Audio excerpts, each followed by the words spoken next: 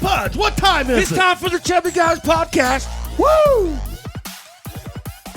Hey, well, there's your clap. Here we go. We're back. Hey, how's it going? And we've got a goat panel expert. Oh with my us goodness, tonight. this is going to be a fun night tonight. We don't have anything to cheers Long but water. overdue. But, where's your Diet overdue. Pepsi? Yeah, it's down here. Down there, Yeah. all right, yeah. Welcome into the Chubbies. Hey, Yes. thank you very much for having me. I Man, appreciate it. This has Yeah. been, what, 2 years in the making here? Yes, and this is long overdue. Coach Andy Hall, Yeah. head football coach, Jackson High School.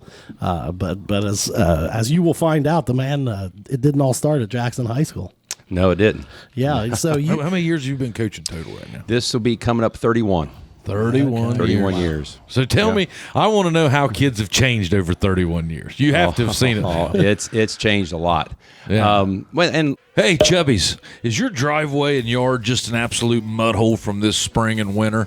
Hey, we got just the guy to call. Call Brian Dulaney Excavating at 740-418-6994. He can haul your gravel. He can put in drains. The man can do it all. He's an absolute machine. Give him a call today. and the style of football has really caused a lot of that change too. You know, Yeah. back when we all played, it was 3 yards and a cloud of dust. Oh, yeah, I mean, we all did it. absolutely. Yeah.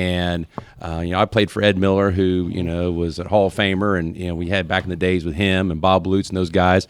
You're going to run the football 95% of the time between the tackles. And, every defense was a 5-2 monster and every angle defense. And you're just going to stop the run and don't worry about a pass. Yeah. Who's tougher? Yeah, who's tougher? It was all about That was what the toughness. game was, Yeah, wasn't it was all about being Yeah, tough. who's tougher? And so as the game has expanded with better athletes, with the passing game being so much more diverse, you had to change. And I remember back, I've been 2000, after the 2010 season. So 2009 was my first year here at Jackson. We went 7-3. We started off 6-0. I mean, Which we were on we just found fire. out. Your star player was Tyler Gillum, and you didn't even producer. recognize him. Yeah, he lost 110 pounds and lost a little hair too. So I can't be faulted for He that. grew it on that Taliban beard. Yeah, well, I mean, he looks like he's in a costume now. I mean, you can't really, there's no way you would recognize the guy if you hadn't seen him. Oh no, Well, no he way. didn't. He was here for 10 minutes before. Yeah. You were like, hey, I don't think I know you. And Tyler was like, yeah, you did. in disguise. Yeah, you did. I ran I'm a in ton of disguise. sprints for you. Yeah, I'm in disguise. yeah. Aren't you glad you're in your ass off? Oh shoot! But, But no, after 2009 was our first season, and had 7-3 year. Had a pretty good season. First year out of the gate. Well, the next year was the year we got beat by Wellston. First game of the year. Had first time in 20 years or 19 years that it happened. And so the next day I wake up and the for sale signs in the front Oh, yeah, yard. there you go. And Yeah. Did that happen? Oh yeah, it happened. There was two. And really? one in the front, one in the back, to make sure everyone saw it. Oh, Yeah. yeah. Where were you living in? Evanswood. okay. Evanswood. So, where everyone drives by that. So, Yeah. And I understood at that point how you lost serious the this football was, that rivalry, not being from this community, not really understanding, what it was all about. But so that next year we ended up 9-1, got in the playoffs. We played Eaton the first round and we just got slammed. I mean, it was ugly.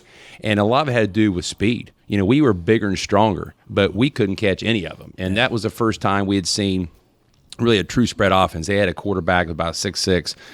He could sling it all over the place. He was first-team All-State guy. What, 11? 2010 season.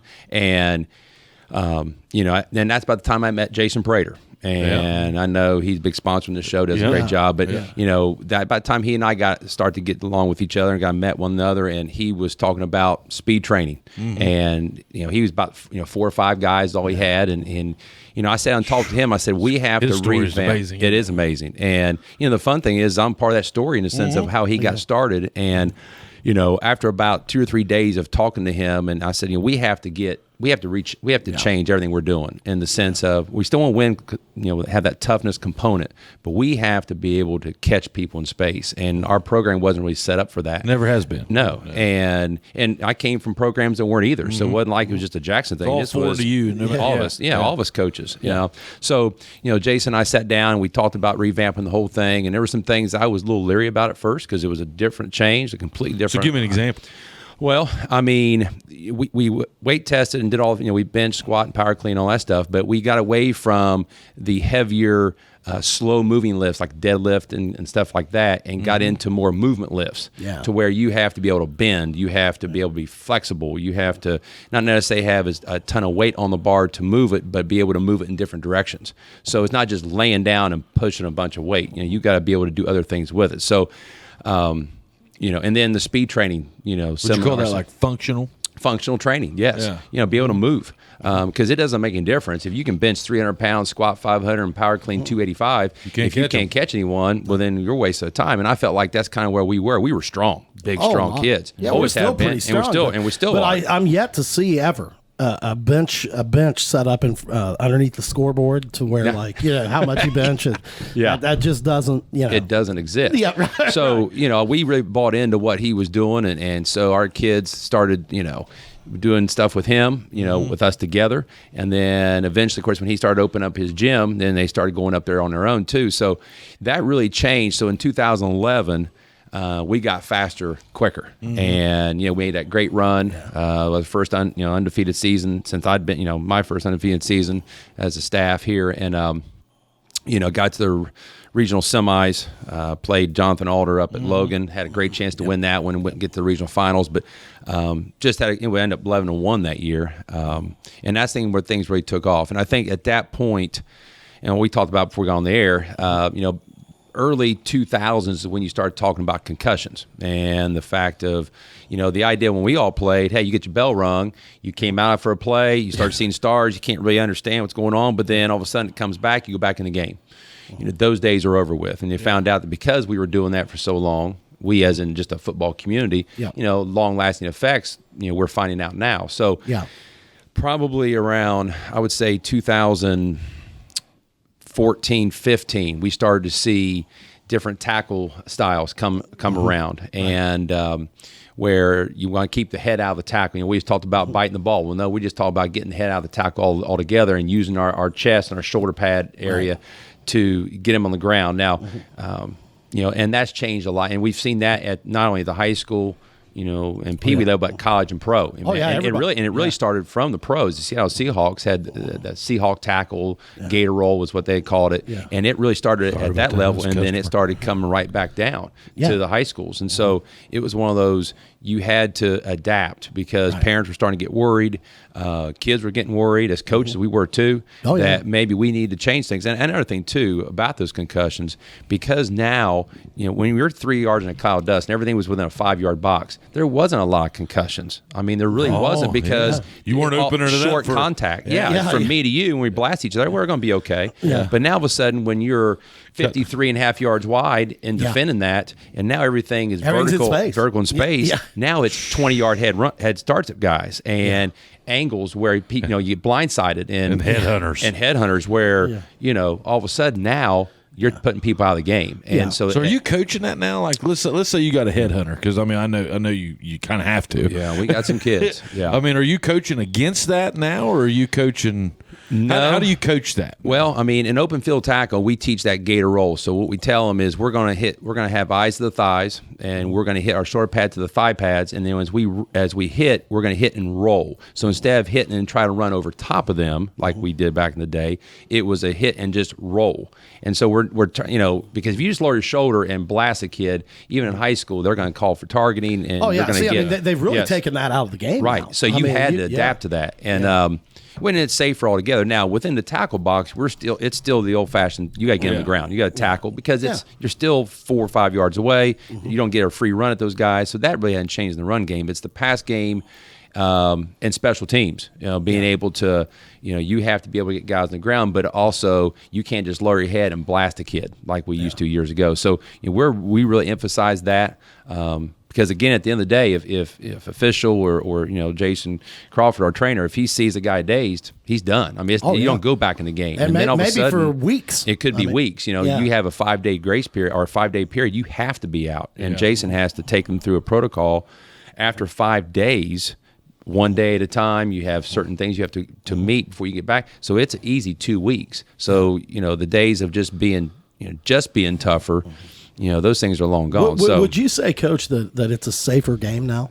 I think it is. I mean, I think there was a lot of pushback early on about we're going to make kids soft and this is not real football. But, I think you still get big hits, but I think it's in a more safer environment and safer situations because a kid doesn't want to come out of the game. And now if you get a targeting call, now you're out of the game regardless if you got hurt or not. Like you said, the rules have kind of have dictated some of that. But, I think at the end of the day, it's about kid safety, and I think as a parent and having a kid that's played, I want to know that my kid is safe too. I mean, what do you say to parents that are sitting there kind of on the fence? They got a young kid. They're thinking about, hey man, my wife, every third grade mom out there. I don't know. Yeah, I don't know. Maybe they should try to play soccer or do something like this. I mean, I'm the guy. I don't like to tell them, hey man, don't do that. I mean, play football. Come on, I think that's everybody's decision. But like, what would you say as the varsity football coach? I mean, what's your take? Do you think the game has gotten safer? Do you think it's a safe game? I mean, the way I look at it at like third and fourth grade, man, I don't see a lot of collisions that are so hot that I'm going to be that nervous about it. I mean, a lot of it's kind of you got to worry about their neck strength and hitting the ground and stuff like that. Right. I get it, but it's like I don't know. What's your take on that? Well, I think one of the biggest things you got to be careful with is kids at a young age just naturally do not like to get hit. I mean, they want to protect themselves. Now, every great while you get a kid that's really aggressive, but at the end of the day, he's not going to stand there and get blasted either. No. And the first time he does, that may be the end for him. Yeah. So I think a lot of times if kids show any type of hesitancy, parents need to keep them out. And I get calls all the time from parents that are in our youth program. Yeah. And I'll tell them, I'll say, hold him out another year. Yep. And I said, but you're the head coach, don't you? I said, no. I said, because here's the thing about football, and I've always tell parents this. Football, there's not a skill set for football. If I'm a basketball player, a golfer, tennis player, baseball player, you've got to play because you have to learn how to do all these skills. Every movement is unnatural. And so playing in Little League baseball, I think is important. Playing basketball in Little League area, you got to shoot the ball. In football, I've had kids that some of my best kids were kids that did not play any youth sports at the football level, not junior high, came out in high school, end up being big-time football players because now they were good athletes, they were aggressive kids, but they could run and jump and they could catch a ball. So in football, you can find places for kids that don't like to get hit very well, that are not as aggressive. I've had kids that, hey, I know they're really good athletes. They don't want to get tackled, So, we're going to put them in situations in practice where they're going to get tackled some, but we're going to make sure not as much. I mean, it's just, do I want a kid that, maybe is a little skittish about that, but is a good athlete and can help us win? Or do I ridicule him and call him soft, and then he quits? My philosophy on that, I mean, I coached the third and fourth grade team last year, which was a totally new step for me. But my whole thing is, man, I don't want to see a kid fall out of love with football when he's in the third grade, or fourth grade. Like, it's like, hey, man, if he comes out and he's not having a great experience, take him home, man. Yes, definitely. And try it again next year. And if it doesn't work, then try it again the next year. I mean, don't make them hate the game. We did that with basketball this year. Well, because if you continue to get, there is no worse place to be if you don't want to be there than a football practice field. I promise you. Yeah. There's nothing worse. Oh, I know. No. I mean, it's awful, and I mean, it's these are the years for that. Well, when they're that age, man, it's got to be some fun, or they're not going to be interested. Oh, yeah. And then it's also you can't make it such drudgery, man. That like, I mean, you're not working with a varsity team here, man. You're working with these little kids. And there's got to be some headiness about that where you're thinking, man, none of these guys right now are going to be anything about what they're going to be when they're, I mean, they haven't even gone through puberty yet, dude. We don't know whether they're going to be a lineman, a quarterback, a tackle. I mean, who knows, man? I mean, I don't want to say that it's meaningless. I mean, hey, if a dog's going to bite, he'll probably bite as a pup. But, I mean, hey, it's not – I just don't think you can put that much emphasis on. Do you think all youth sports are meaningless to an extent? No, and I say meaning. I don't mean meaningless, but I'm saying, like, at the end of the day, how important is it that your kid goes out there as a first grader or a second grader or a third grader? I think that there is a time where it's too young. And I think you start to get into that situation. I mean, for example, when I grew up at Wheelersburg, and they went good program, good Pee Wee program, still has today. We could not start football till 5th grade. There was nothing until Still 5th grade, and still today. They have like flag football or anything? They had it off and on, but I don't think it's really taken off. Okay. And so, but same thing for basketball. Same thing for, because we had they used to have little league, so it's the little league rule. So I mean, I think it was 9 and 10 is the first. Yeah. So we didn't start till 4th, 5th grade for anything. Right. And I know that schools have dropped that down a little bit, and I get that kids want to try to play, but I think you have to be careful with kids. Like in football, like you just said, they're not high school kids. They don't need to practice every day. They don't need to be out there for 2.5 hours every day. No. They don't need to tackle every day. They need it fun. needs to be quick, concise, and fun. Yeah. Simple. And at the end of the day, and very simple. Yeah. And at the end of the day, where you win or lose, hey, let's have fun playing the game. Yeah. Because the ultimate goal, and this is what I get in arguments with people with some of these travel teams.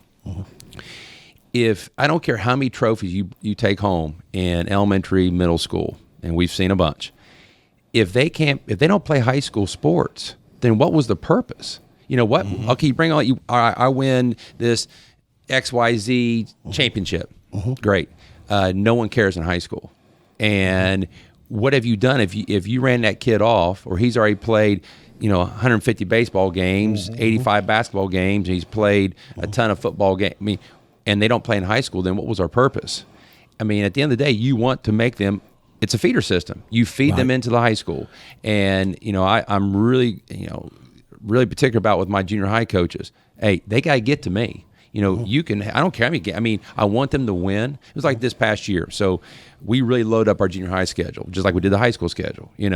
I don't, you can be undefeated all you want to in junior high. That's great. I mean, it's fun at that time. But there has not been one coin toss, and Tyler, you know this too. Not one time in a coin toss for a game. Yeah, now I know. that where someone on the opposite team said, "Oh, you guys were undefeated in 7th grade." Oh, wow. Yeah, Lord, no one cares. So it's big at the time. Don't get me wrong, and we want them to have success. But like this year in 8th grade, we opened up with Ironton and Wheelersburg back-to-back weeks, and our 8th grade, 7th grade was 1-1, 8th grade was 0-2.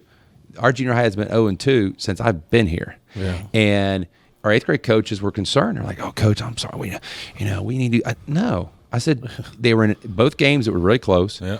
Could have won both of them. I said, this is the whole point. They have to face that adversity because those two teams are never going away. We have to beat them and play with them in high school. So if we're afraid to play them now in junior high because you're afraid of your record, then these kids will be culture shocked when they get to high school. Well, I mean, nobody keeps track of junior high records. No. I mean, at the end of the day. Let me give you the flip side, or the flip side of that. What if a kid or what if a family says, you know what, we're going to put little Jimmy's that sport, we're going to put it in that box. And if they quit by the time they were a freshman, they say, you know what, that was his memories, and he just moves on with it from that. You know what I mean? Right. Well, I guess you could say. I guess you're probably seeing that in baseball. I saw the biggest part in baseball this year, especially this year. We got 6 seniors. Right, and that's on the a baseball lot. team, and that's a good number. I mean, that's a good number, but there's probably 60 second graders playing right now. Yeah, well, the thing about it is they're all getting a fair amount of games. So I mean, if they check out by the time they're 9th graders, I guess they still had a baseball career. Right now, I guess it's okay. Were you playing this sport because you like the game, or were you playing this sport because you want to go to the next level? Were you playing this sport so you could play in high school? I mean, I guess it probably just depends on why you're playing. I guess. Right. Well, and you're right. I mean, like I said, you don't want to run kids off because ultimately you want to get them to high school. Now, there's other reasons why kids quit.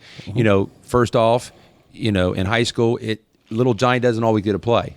And mom and dad don't have a say in where they play. Yeah. And so all of a sudden the kid doesn't like where he plays and maybe quits. Or talent-wise, he may have been the best kid. And this is something I always tell my Pee Wee and junior high kids every year. You could be the best player in junior high and Pee Wee. That's fine. But I've seen the reverse where you get to high school and you're not the best player versus a kid that may be one of the worst kids on that junior high team. Think that kid will never play.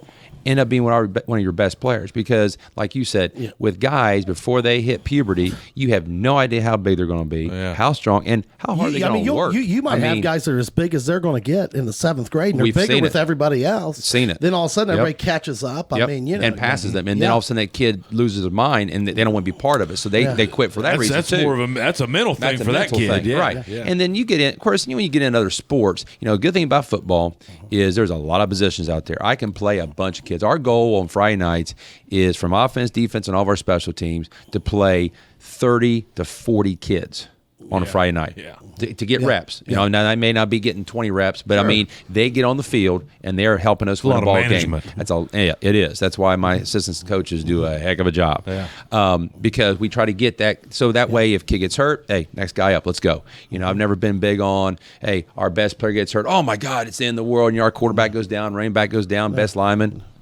It's part of the sport. And you guys have done an amazing job dealing with that, by the way. You've dealt with that many times. And I mean, I just think that's a sign of a good program because, the thing people forget is you lose that best player and everybody's like, oh my God. And it's like, well, man, there's other guys that probably taking 20, 30 reps a night. Right. And stuff. They're ready. Yeah. Right. I mean, you just haven't seen them. Exactly. Now in other sports, though, of course, we know the numbers get cut by just process of elimination, and it may have nothing to do with the kid being a bad kid, lazy kid, coaches, and a butthole. I mean, it had nothing to do with that. That you play with, based on Friday nights when you watch varsity basketball games, most coaches play 7 to maybe 8 or 9 kids. Right. That's it on varsity in a varsity game. Now you have JV and freshman. I get that.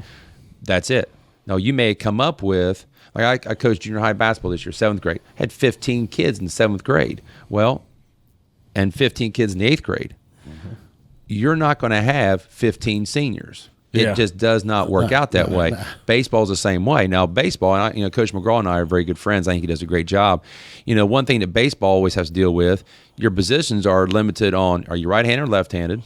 Can you play in the outfield versus the infield? Are you a catcher or a pitcher? I mean, that's a nightmare. So a lot of times the lack of positions for you. Yeah, you got so many places. You got 5 left-handers on the team. You can only play with 4 at the most. And that's if that one kid's pitching. You can put 3 in the outfield. Well, I'm sorry, you can be first baseman. So you can play with 4 kids. Right. That's it.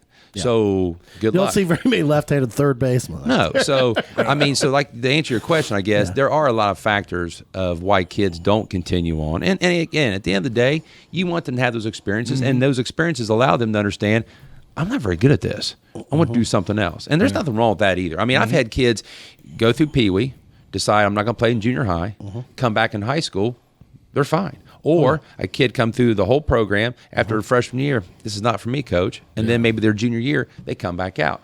Holden Blankenship did that. He was a freaking junior high. All of a sudden, he doesn't play his freshman, sophomore year, and I'm thinking, oh my God, what's going on? But I just let him alone. And every year I just, hey, we'd love to have you if you want to come back out. Just and didn't bother him. And then his junior year, he came out and bam. Started for us ever since for 2 years. So I'm saying, so in my sport, we're lucky. You don't have to have reps from 3rd grade to your 18 years old. Is there anything more boring than being a tackle from the 3rd grade till you're a senior? I mean, that's always my point. It's like, man, I got to do something fun down here with that because I'm thinking about guys like me. I mean, I mean, my son, he'll never touch a football. Man. We can't let these skinny guys tell us what to do down there. He'll never touch a football, but then he's got to watch Joey Burrow on Sunday afternoons and stuff. In the backyard. Gibson was wanting to go out and pass the other day. And I said, why? I made him start giving me snaps. I was like, you're probably going to be a center. I think the mindset in Little League, to me, I mean, here's my mindset with my own kid is like, hey, the win is not in the record as far as wins and losses. It's how many kids come back the next year. I mean, that's to me is the best thing we can do as a Pee Wee program down there is give the 7th grade turnover almost everybody that started. Right. I mean, because then they got more to choose from, and that natural attrition. You're just always going to have more by the time they get up there. I mean, And you're right. And at the end of the day, and this is why I watch for my junior high kids, is after that last game, how do they react? If they are upset, whether they won or lost, because it's over, and they want, hey, coach, can we schedule more games? Then I know we've done the right thing. Yeah, right. Win or lose. Yeah, right. Yeah. If it's like, I can't wait till this is over with, I'm tired of this stuff, then it's like, we're doing something wrong. And same thing at the high school level. You know, when a senior comes up to us afterwards, after our senior hit, and we're, you know, and that last game is played, are they glad it's over, or do they wish that they had another chance at this? Yeah, and I think, you know, there's a fine line between that. But at the end of the day, I think if kids know that you care and you coach them hard, and that's the thing. I mean, we coach them hard. I'm old school enough. That I came from a program. You know, no, I'm down there. I'm down there weekly with you, right? And you're that's a great way of saying it. You are just enough old school that you've still got the discipline factor there, right? And you've still got the hard work and the, you know, we're going to get after it, right? Well, and I don't think you'd want it any other way, man. Yeah. Well, and that's the thing, you know. And now, after going in my 14th season, I had a conversation with so we have 2 weightlifting sessions, an AM and PM. So my PM guys, a lot of new kids in that group. Yeah. And so I talked to them for a few minutes afterwards, and I was talking about our culture a little bit. And I said, you know, part of our culture is we do things the old school way. You know, don't let kids have long hair. We don't wear bandanas. We don't wear face shields. We don't wear the armbands. You know, now does other teams do that and they help them win? I don't know. And I'm not saying my way is right or wrong, but we do things a certain way. And Tyler know, if my ex-players would come to a game and our kids took their helmets off and saw a do-rag on or had real long hair or earrings, they would probably shoot me. Because they'd be like, wait a minute, coach, you yelled and screamed and preached all this all these years, and now you're letting this happen? No. So it's kind of a tradition. Like you walk in our weight room and you see all of our championship pictures. All the kids look alike. They all look alike. And I said there's a reason for that. It's a little bit of a military background because we all came. It's a culture of we're going to do things together. We're going to do things what I feel is the right way. And again, long hair, short hair, does that win a ball game? No. But if a kid doesn't want to cut his hair, then what is he going to do for us on Friday night when we ask him to do something really tough? You know, that's the thing. It's almost like a challenge. Like I want to see how these kids react on something really silly and stupid. Sure. That they may think is stupid. And if they want to fight and bucket, then I know, well, what happens if I ask them to do something that's really hard, which we're going to do every Friday night? That I got to count on. Yeah, I have to count on for my job. Yeah. That's not going to happen. So it's kind of a test in a way of what will these kids accept? Now, because we've had success doing that, it's easier. You know, my seniors, they know they're not asking. You know, if a young kid will ask, hey, can we wear those fancy face shields? They'll just laugh because they know what the answer is going to be very quickly. And I said, so a lot of times they police that themselves. We don't do that here. I mean, isn't that just part of the culture, man? It is. And that leads me to a question. I mean, you've had a very successful coaching career. How important is the culture you create? I mean, is it as important as the X's and O's and everything? Like, is the culture a driving force in building a football program? There's no doubt. I think a lot of times, you know, the word culture is used so much that it's almost monotonous. You know, it's like, oh, here comes the culture speech again. And then, you know, you hear, I go to clinics and you hear the college and pro guys talk about culture. Okay. But if you pay attention to how, because everyone does it differently, you know, and at the end of the day, we all steal things from everyone. Well, you know, I didn't invent any of this stuff. It becomes a thing where like you're doing it, and the kids and even yourself after a while, you don't realize you're doing it. It's just it is what it is. It's part of what we do. Yeah. And I think the kids have to believe, especially in today's kids. Now, again, back when we played, we did everything we were told. We never questioned anything. And if we were told we were going to practice for 5 hours and we were going to go one-on-ones for 4 of that, okay. You know, that's the end of the day. And if you went home and cried to mom and dad said, suck it up. That's why they told you to do. Go to bed. Do your chores. Go do your chores now. You know, and so there was no complaining at home. And no way were parents going to go to the coach. Oh, hell no. My God. Ed Miller he'd have killed him. Yeah, nobody even wanted to call him. No, you ain't going to do that. So now with kids, and this question you asked about how things have changed, kids, and because of, I think it's social media, I think kids are more intelligent about things around them, which I think is fine. They want to know why. And if you ask, you know, I had a conversation with Coach Day a couple years ago when they were recruiting Traylon Davis. And I put him aside. I said, you know, how do you deal with that? Because at the college level, they're always asking why. And because they've been around it and they want to know why. And he said, if you don't have the answer to why, then they're never going to play for you. They'll transfer or they'll just say, I'm done. And he said at the high school level, it's not much different. You know, those kids are on social media just like the college guys are. They see interaction with players and players asking questions and finding out why, and they see other coaches explaining things. So I think it's, you know, kids want to know why they do what they do. So it's not being disrespectful. I mean, they're not saying, I'm not doing this until you tell me. Right. It's just a lot of times they'll say, you know, Coach, all right, I don't understand. You know, I don't understand what's going on here. And you have to explain it to them. Or like what I tell my coaches is when we teach a new drill, we are going to explain why we're doing it. You know, we put a new play in. We're not just going to run the fullback trap. Well, why were you going to do that this week? You know, we didn't do it last week. Why do it this week? So I try to get the explanation out right now so you don't get a bunch of hands going, well, Coach, I don't understand this. What are we going to do in this? Why are we doing this? Yeah. We've already told that. That's the process. That's why we're doing it. So I think, and you're not just saying, "Hey, man, shut up! I'm the coach. You're the player." No. We're not. You know, No. you're doing it because I said so. You're not doing that. That's not the why. No, I mean, that's not the why. Yeah. Now the why be, you know, if they say why are we running these 15 sprints? Well, because I told you to. Yeah. That's right. The conditioning may be a little different, but but no, it's you. And when kids understand that, not that they have a say, but they have an understanding. Sure, they buy into it quicker. And I go back to, I've been very lucky that out of the 13 years of completion now here at Jackson, probably all but one or two coaches on my staff has been with me all 13 years. Oh yeah. So that lack of transition and turnover has been huge. Yeah. So like in our staff meetings, our staff meetings don't last very long because we all know what you're thinking. We have an idea. We throw it out there. We talk about it. We're done with it. And so I know that when you know, because I don't coach all the positions, of course, too. Right. So like on defense, I don't coach any positions. I just walk around and I look and see, and then I pick out, maybe pull a kid out and help them, you know, with the drill. But as I watch my coaches coach, then I'm hearing the why already in the drills. And so I'm blessed with that. And not everyone has that. You know, that you still got assistant coaches out there in high schools that, because by God, I told you to.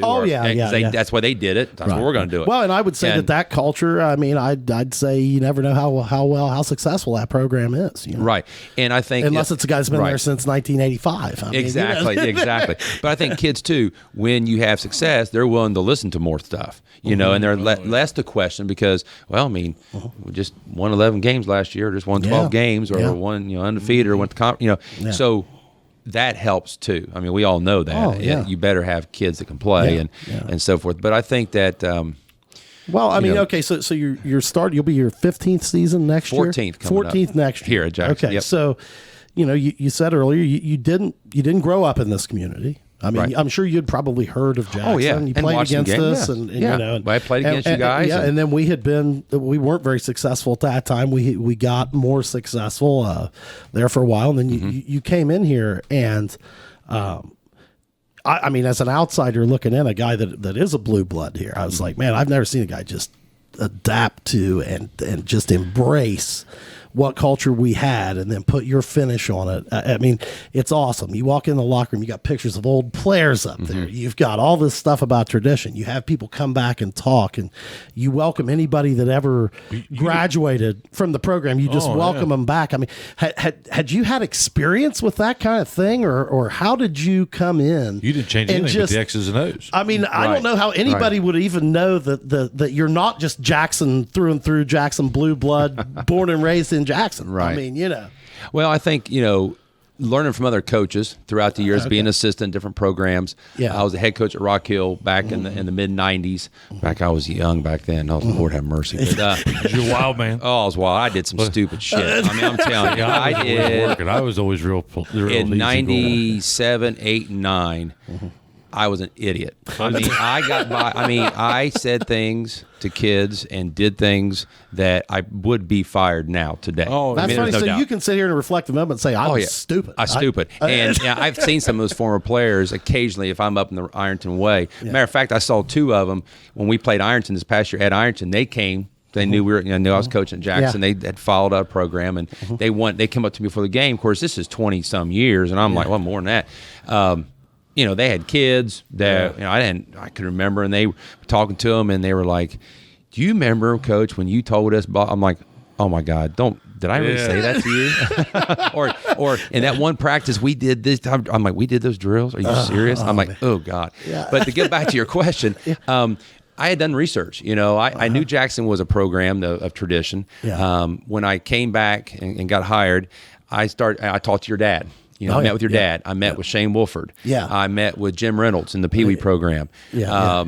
I met with Leighton. I knew Leighton anyway because he was coaching. He was the head coach when I was playing against you guys. Right. And sat down and talked to those guys and said, hey, what are the things that have to stay? Like, for example, the JI in the helmet. You don't change that. I don't care. You can change it from red to white or white to red, but that JI By the way, stays props on on the white helmets. Thank you. I'd say, I mean, that was sharp. well, that came from the kids. I try every year try to do something different with the kids. I mean, within the realm of the program. Yeah. And the kids had to be jacked up about that. They loved it. They loved it. And again, I could care less if. Well, this old man, dude, they came out like I'm like, wow, man, look at that. But I did that research. And I listened to those guys and learned about the traditions that we had here. And I thought, well, one of the things that I think would be important is to make sure those guys, the family, all come back. And I thought at Wheelersburg, when I grew up, that's one thing that I thought that they've always done. They always welcome that alumni base back.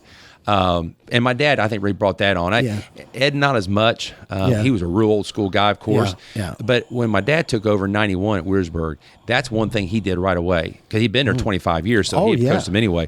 Is brought those guys back in the locker room, talked to the kids, and so I saw that and I thought, man, that's really neat, And then that gets your alumni involved. So, every year, every 2 years, we try to bring a team back to honor. We've honored coaches. We've honored different players. We do a thing every Thursday night, and both of you have been part of this, where you talk to my kids, and because I want my kids to understand the tradition. They weren't alive through most of this stuff, or maybe they were little kids. Maybe they remembered. I think they do, because when they see all those pictures on the wall, they see the ghost of the past. Yeah, they can connect. And they connect to them. And now that we started that Hall of Fame wall of all the former players that played high school sport, played football, but maybe were college baseball players or college football players, we started that tradition of that wall. And look at all the college athletes that come out of our football program to show, hey, you can be a Southern Ohio kid from Jackson and you can still be a college athlete. Right. You don't have to be from one of these big schools in Cincinnati and Columbus. But, so starting that. But just really understanding what the heartbeat of this town was and listening. I mean, just sit and listen.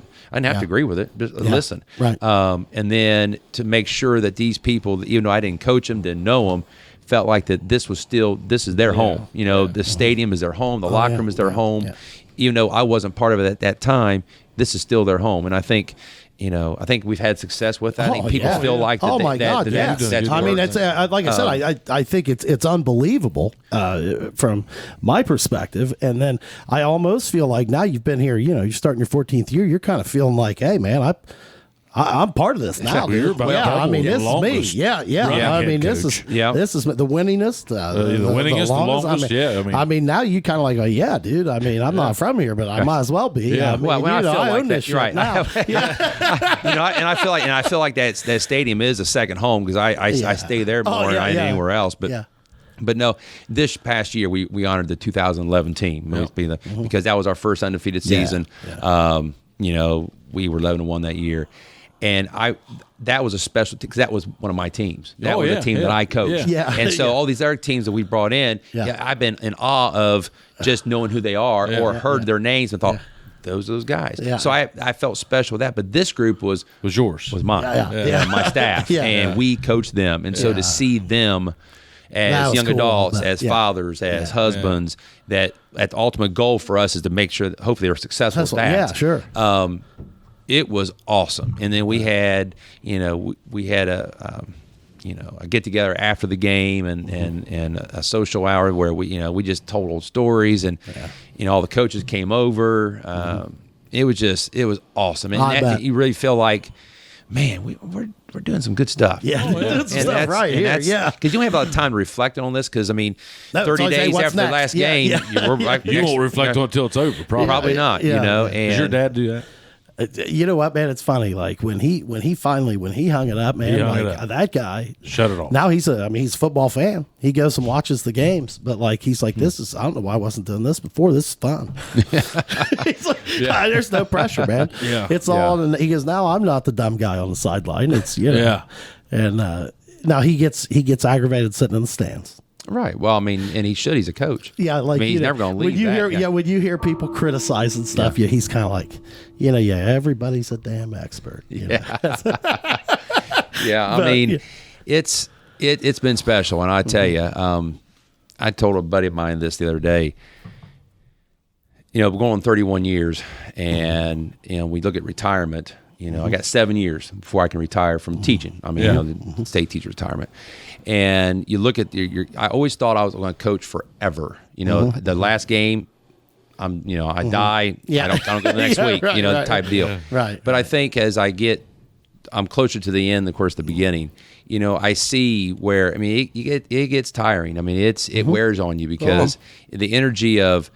We basically take 30 days, and we're right back in the weight room, and it's a grind, man. It's a grind, and I love it. I mean, don't get me wrong, you have to, yeah. But it does wear on you, and but as long as the kids keep working hard, as long as I have a great staff and administration that supports us, I mean, we're going to roll this thing for a while. But it's a special place, and I learned early on that people truly care on Friday nights, and because I came from a program that was like that too, that their weekends were ruined if their high school team lost, Ohio State lost on Saturday, and then the Bengals, Browns, Steelers, whoever lost on Sunday. I mean, they were miserable on Mondays, but it started on Friday nights. Oh yeah, so. Well, and there's probably a lot of places where it's not like that. No, exactly. And I've been assistant coaches at places that it wasn't that way, and I'm like, wow, no one really cares. So when I took the job, when I applied for the job and got it. I knew that going in. Hey, this is one of the blue blood high school programs in Southern Ohio. And you talk about Jackson, Ironton, and Williamsburg; those are the top three programs. I was just saying, historically. wouldn't you say that like this would be, as far as maybe you just say Southern Ohio or Ohio or wherever you're. Would this be like, in your opinion, one of the destination high school jobs? Oh, I guarantee it. The day that I retire or what have you, they will be 60, 70, 80 people apply for this job. And from all around. You're talking about Kentucky, West Virginia, and all parts of Ohio. Number one, of course, tradition. But number two, really great facilities. Oh, yeah. And I've had so many friends of mine and coaches from other programs maybe come like for a playoff game. Come to our stadium to watch a game. They're like, this, I feel like I'm in a college. You guys have all the pregame music, you got video boards, you got a helmet, you come out of the smoke. And a band, of 200 members. I mean, it takes us 10 minutes to get out of the damn tunnel. Jesus. I mean, you better be in shape or you're gassed before you come out on the field. It's so damn big. It's so good that, and just how we do things, how the social media presence now, that it's almost like, like on Ohio State, man. But it's a big time high school experience. And, as a coach, like you're sitting there, and I'm not putting you on the spot here at all, but like when you look around, how many better jobs are there than this one, do you think, man? No, not. Is it in the top tier? It's in the top. It's in the top 1%. So you're not sitting there wishing for another one. No, unless you get like Maslin or Moeller or something. There's some great programs in the cities of Columbus and Dayton and Cincinnati. The big time if you want to go move. But if you're talking about south of Columbus, east of Dayton, Cincinnati, there's not many. Right, that's for sure. Right. And so. It's a special place. It really is. Well, that's awesome to hear. Tyler, you want to go? You want to do part two? You got to pee? I'm gonna take a piss break. You got to pee. I got to make a phone call. Hang on, and then so we'll be right back with part one. Right? Got it. Back. See.